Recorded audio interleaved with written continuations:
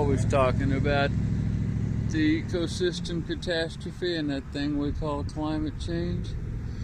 I'm standing in the very far corner of the Walmart parking lot in Richmond, Missouri. There's old Wally World down there. And while we're standing here, let's talk about trees. Okay, you see this? This is the Wally World parking lot.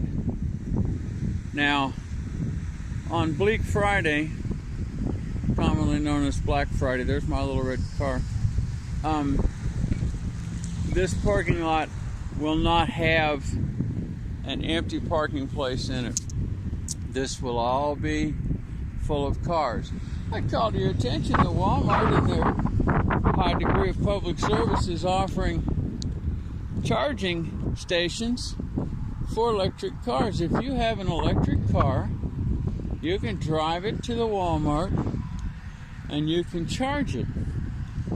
Of course, you have to park about a half an hour's walk away from the store, but you can do it. Okay, these little objects here, these are charging stations for your electric car.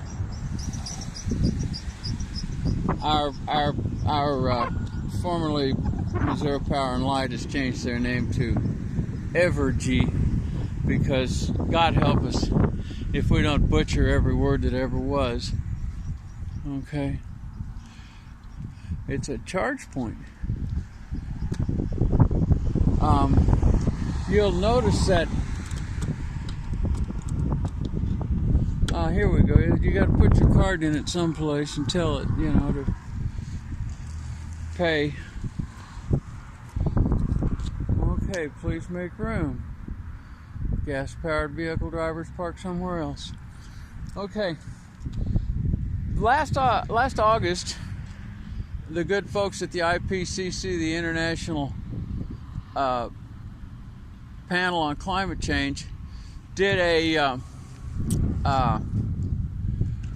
thing on land use and climate, and they mentioned in the course of that it would be beneficial if they could, if people could plant more trees, because everybody knows that trees are basically made out of carbon, and where they got it was out of the air. But they said we can't plant very many more trees because all the available ground is being used to grow food for humans. So I want you to observe all this delicious food that we're growing for humans on this ground, and therefore we can't plant trees here. Now, I came here on purpose because I need to do a little shopping, and this is the only place in Richmond where you can buy food in any significant quantities. I took you on a walk earlier around the square in Richmond and showed you all the various stores. And you see, all the stores in Richmond put together could sell you all the various classes of products that this Wally World sells you, but you'd have to talk to different human beings. You couldn't just go in here and pretend there were no humans around you and that you lived, I don't know. Anyway, this is how we do it now. That's a Ford dealer up there. If you happen to see my video from downtown Richmond where I said that used to be the car dealer, they had to close down there and they had to move out here because that up there, that's Missouri Highway 13, and it's the main drag. It used to go through town, but that slowed people down, and this is America. We can't go slow. If the more concrete we pour, the faster we can go, and there is no higher value in our culture than going faster. So the Walmart used to be over there on the hilltop, but they had to move over here because the road moved over here, and then the Ford dealer had to move over here because the road moved over here. That's the big high-dollar vet clinic. They were here already. They were out in the country all by themselves at one time. So this is progress, and this is, if we don't do this, civilization can't go on. This is what we mean now when we say civilization. There was a time when we meant Shakespeare or Leonardo da Vinci, but now we mean parking lots.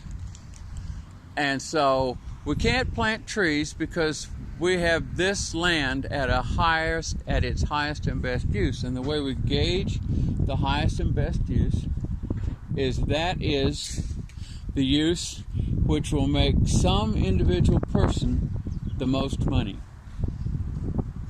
That's our gauge. Everything out here, you know, this is all oil leaks.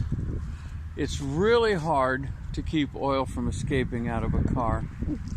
And so if you drive one very long, pretty soon it leaks oil. And all this oil, this is what's known as a non-point source pollution, which means the point source is the high-speed energy industry, but we don't recognize that thing as a point. We recognize instead the separate owners of the high-speed energy.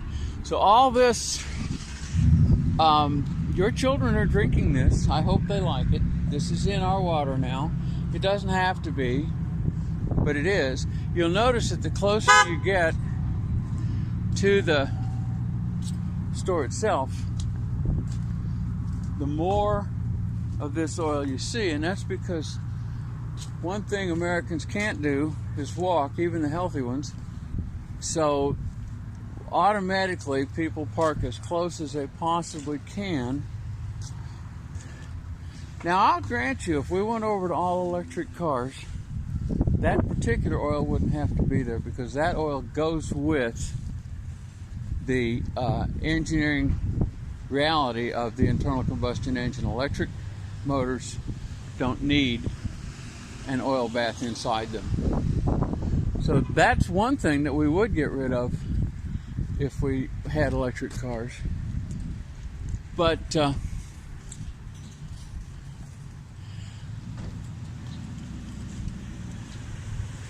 see these cars?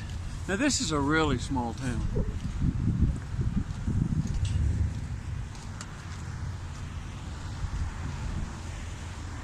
And this is a weekday morning. Today's Wednesday.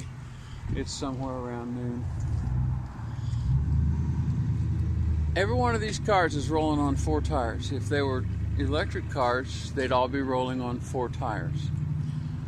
Within 2 years, all this number of cars times 4 of tires will be converted to dust, to rubber dust, and that dust will be in the air, in the rivers, in the lakes, in the oceans, and in your foods. And if all these cars were electric, that would be exactly the same. There would be no improvement there. If all these cars were electric, all this concrete, or actually it's asphalt, it's petroleum, would have to be here. So the theory that if we go over to electric cars, then we'll solve climate change, that theory assumes that carbon absorbs energy, but this blacktop doesn't. And therefore that theory assumes that you could come out in the middle of this blacktop barefooted on a July day when it was 99 degrees and your feet wouldn't hurt, because it wouldn't be hot, because it wouldn't have absorbed solar energy and added that energy to the planet to contribute to climate change. I don't agree. I gotta go in here, I gotta buy some stuff.